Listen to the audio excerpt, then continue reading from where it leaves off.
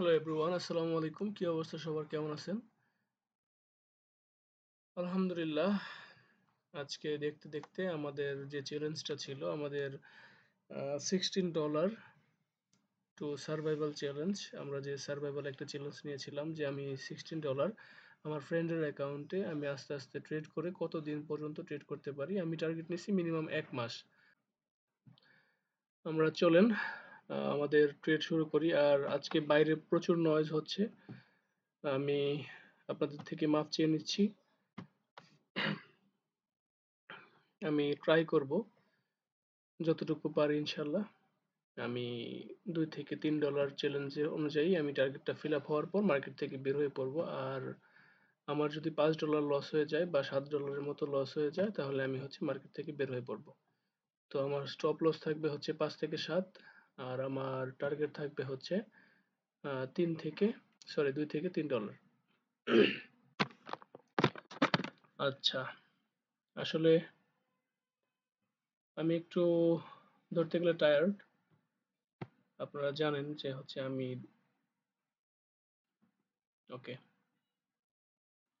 আচ্ছা, চলুন আমরা ট্রেড করি। আজকে শনিবার, যেহেতু শনিবার, আজকে রিয়েল কোনো মার্কেট নেই। আমাদের ট্রেড করতে হবে ওটিসিতে। আর ওটিসির সাইকোলজিগুলো তো জানেন। ওটিসিতে সবসময় লেট এন্ট্রি প্লেস করতে হয়।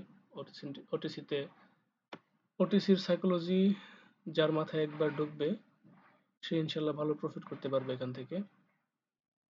আমি যারা হচ্ছে প্রথম অবস্থায় ট্রেডে যারা আসছে, আমি তাদেরকে মানা করব যেন তারা ওটিসি মার্কেটে অ্যাটলিস্ট ট্রেড না করে, শুরুতে রিয়েল যে মার্কেট আছে রিয়েল মার্কেটে ট্রেড যেন করে।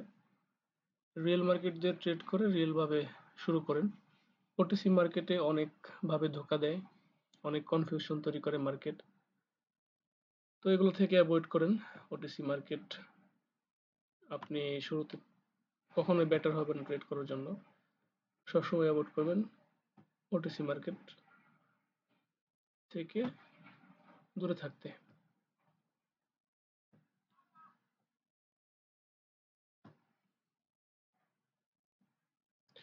আচ্ছা, এই ট্রেডটা আমি ডাউন ট্রেন্ডের জন্য নিতে পারি। যদি মার্কেটটা একটু উপরের দিকে যায়, একটু গুড এন্ট্রি পেলে আমি ডাউনে দিয়ে দিব, কিন্তু মনে হয় না যাবে। আমি এখানে ট্রেড নিতাম, কারণ হচ্ছে প্রথমত এই বরাবর মার্কেটটা আসবে। এই যে এই বরাবর মার্কেট আসবে, তো এই বরাবর আসতে হলে এখান থেকে ডাউনে যেতে হবে। আর আপনারা আমাকে অনেকে মেসেজ দেন যে ভাইয়া আমি হচ্ছে লস করতেছি, ভাইয়া আমি লস করতেছি, এখান থেকে কিভাবে আমি ডেইলি প্রফিট করব, ডেইলি রিকভার করতে পারি। আমি তাদের জন্য বলবো যে আপনাদের আপনাদের লস করার জন্য কয়েকটা রিজন আছে। এর মধ্যে একটা যে আমি সবচেয়ে বেশি প্রায়োরিটি দিব, সেই রিজনটা হচ্ছে আপনাদের লোভ, আপনাদের গ্রেডিনেস। আপনারা মনে করেন যে হচ্ছে আমি মার্কেটে আসছি, আমি $10 ডিপোজিট করব, $10 থেকে আমি 200, 300, 400, $500 আমি মেক করব। এগুলো হয় না ভাই। ট্রেডিং একটা বিজনেস।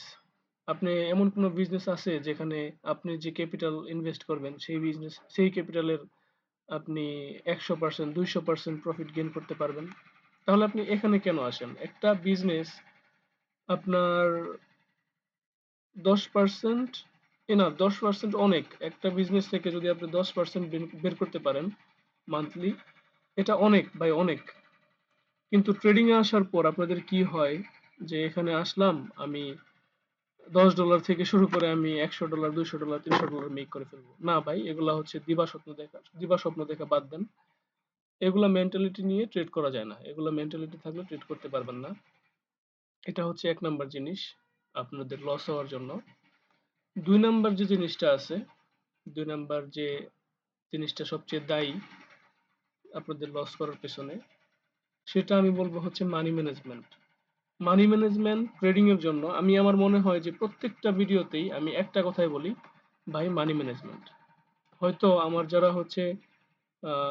আমার যারা হচ্ছে রেগুলার স্টুডেন্ট, যারা আমার আমার সাথে ডেইলি ট্রেড করেন, তারা হয়তো জানেন যে ভাই আমি এই কথাটা দিনের মধ্যে কতবার বলি, ভাই money management, money management, money management. আমি এই মানি ম্যানেজমেন্টের কথা বলতে বলতে আমার মনে হয় যে মানে আমি নিজেই হয়রান হয়ে গেছি, এরকম অবস্থা। মানি ম্যানেজমেন্টটা শিখতে হবে। মার্কেট থেকে প্রফিট করতে চাইলে মানি ম্যানেজমেন্ট খুবই ইম্পর্টেন্ট একটা বিষয় ট্রেডিং এর জগতে। আর আপনারা হচ্ছে মানি ম্যানেজমেন্ট করেন না। প্রথমত ট্রেড নেন, ধরেন আপনার ব্যালেন্স আছে $100, সাপোজ ব্যালেন্স আছে আপনার $100, আপনি প্রথম ট্রেড নেন $10, পরের ট্রেড নেন গিয়ে হচ্ছে $5, পরের ট্রেড নেন $15। কেন ভাই? এভাবে ট্রেড করা হবে না। আপনি একটা নির্দিষ্ট একটা ম্যানেজমেন্টের মধ্যে চলেন। আপনি ইনশাল্লাহ ছোট ছোট টার্গেট রাখেন, অল্প কিছু ট্রেড নেন, আপনি ইনশাল্লাহ প্রফিট করতে পারবেন। মানি ম্যানেজমেন্টটা ঠিক করেন, ঠিক হয়ে যাবে সবকিছু। ওকে। আরেকটা বিষয় আছে যেটা লস করার জন্য আরো বেশি ইম্পর্টেন্ট, আরো বেশি কাজ করে, যে মার্কেটে বেশিরভাগ লস করেন, সেটা হচ্ছে বিভিন্ন গ্রুপের সিগন্যাল নিয়ে। ভাই আপনি নিজে শিখেন, আপনি ট্রেডটাকে নিজে শিখেন। আপনি কারো কারো ধরনের কোনো সিগন্যাল ফলো করতে হবে না। সিগন্যাল তো আমিও দেই। আমি চাই না যে আপনি আমার সিগন্যাল ফলো করেন। আপনি আমি কখনোই চাই না যে আপনি আমার সিগন্যাল ফলো করেন। কিন্তু এখানে একটা কথা আছে। কথা হচ্ছে, মনে করেন আপনি আমার সিগন্যাল ফলো করতেছেন, আপনি শিখতেছেন, আপনি ফলো করতেছেন। সেটা আলাদা বিষয়। যে আপনি আমার গ্রুপে ক্লাস করতেছেন, আপনি শিখতেছেন। আপনি আপনার যে শিখাটা আছে সেটার সাথে যদি আমার মিলে, আমি যে সিগন্যাল দিব সেটার সাথে যদি আপনার মিলে, তাহলে আপনি সিগন্যাল নেন।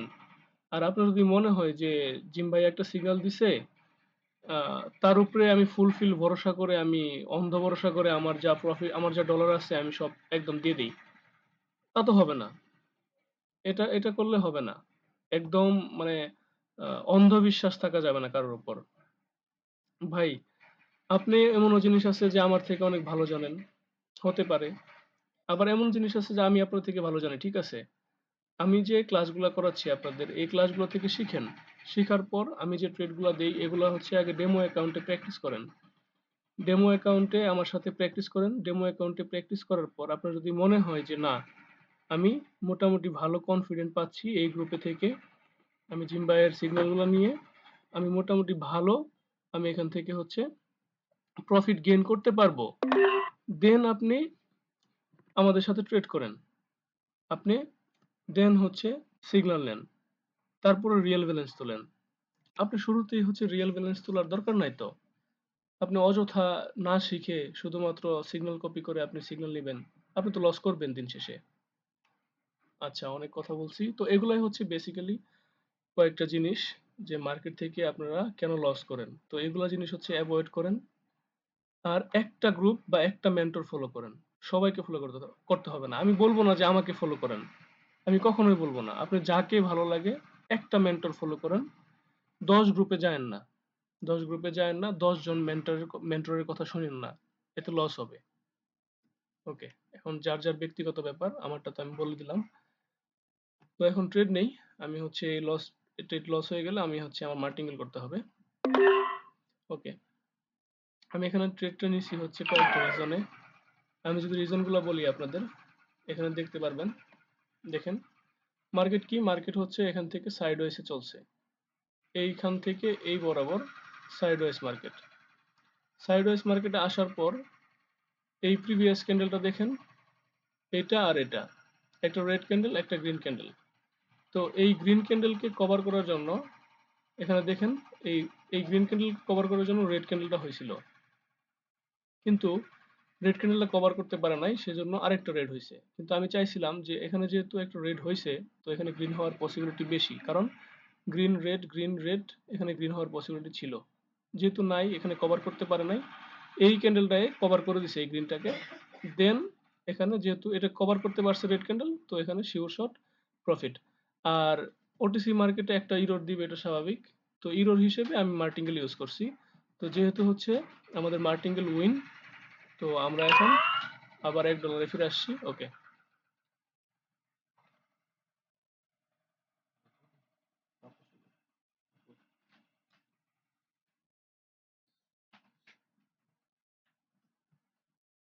আচ্ছা, তো আমাদের $1 মতো প্রফিট হয়ে গেছে। আমরা আর একটা ট্রেড নিব। ওটিসি মার্কেটে হচ্ছে আপনার ইরোর দিবে, এটা স্বাভাবিক। ইরোর দেখে ভয় পাওয়া যাবে না।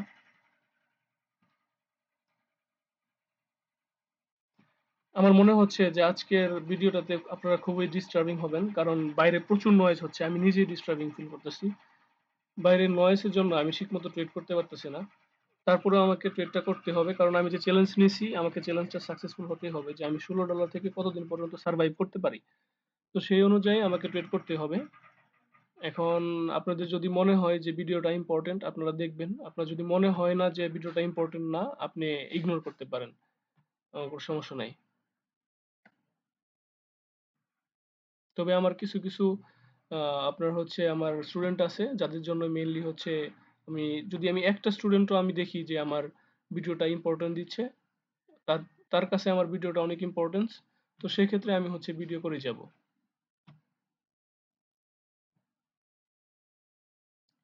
ওকে,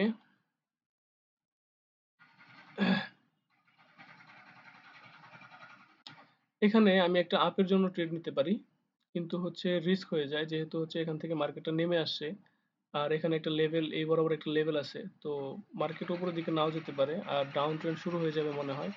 সেই হিসেবে আমাকে এখান থেকে অ্যাভয়েড করাই বেটার হবে। আর দেখি এই ক্যান্ডেলটার সাইকোলজি দেখলে বুঝতে পারবো এই ক্যান্ডেলটা কোথায় ক্লোজিং দেয়, কতটুকু হয়, তারপরে আমি একটা ট্রেড নিতে পারবো। হ্যাঁ, এখানে একটা ট্রেড নেওয়া যায় যদি ভালো এন্ট্রি পাই। আমি এই বরাবর যদি আমি এন্ট্রি পাই, একটা রেড ক্যান্ডেল যদি এই বরাবর আসে, রানিং যে রেড ক্যান্ডেলটা এই বরাবর আসলে আমি ট্রেড প্লেস করে দিব। হ্যাঁ, আমি একটু জুম করি। এই বরাবর আসলে আমি ট্রেড প্লেস করে দিব। মনে হয় না আসবে। উঠে গেছে এটা। আচ্ছা, আমি শুরুতে ট্রেডটা নিতে চাই না, কারণ হচ্ছে আমি রিজনটা দেখাইছি, যে এটা হচ্ছে এই বরাবর একটা লেভেলটা ক্রস করার জন্য ভালো একটা ক্যান্ডেল দরকার হয়েছিল। এই ক্যান্ডেলটাই হচ্ছে এই ভালো একটা ক্যান্ডেল, সুস্বাস্থ্যবান ক্যান্ডেল। তো যেহেতু হচ্ছে আপনার ওটিসি মার্কেটে ফলস ব্রেকআউট দেয় মাঝে মধ্যে, তো যদি এটা লস হয়ে যায় তাহলে আমি বুঝবো অবশ্যই যে এটা ফলস ব্রেকআউট ছিল। আর আমি যদি ভালো এন্ট্রি পাইতাম তাহলে আমি ট্রেডটা প্লেস করে দিতাম, কিন্তু যেহেতু আমাকে এন্ট্রি দেয় নাই, তো এই হিসেবে আমার কোনো আফসোস নাই, সমস্যা নাই। আমি যদি এই বরাবর ট্রেডটা প্লেস করতে পারতাম, তাহলে দেখেন মোটামুটি আপনার উইন রেশিও ভালো হতো, মোটামুটি আমি এটা প্রফিটই হইতাম। ওকে, হ্যাঁ দেখেন, সামান্য একটু জন্য আমি প্রফিট হয়ে যেতাম। ওকে, এখন যেহেতু এটা ইরর দিছে, এই ইরর হিসেবে আমি হচ্ছে এটা একটা ট্রেড প্লেস করতে পারি, $1 দিয়ে একটা রিস্ক নিতে পারি। হ্যাঁ, আমি রিস্ক নিয়ে নিছি, এখন দেখা যাক।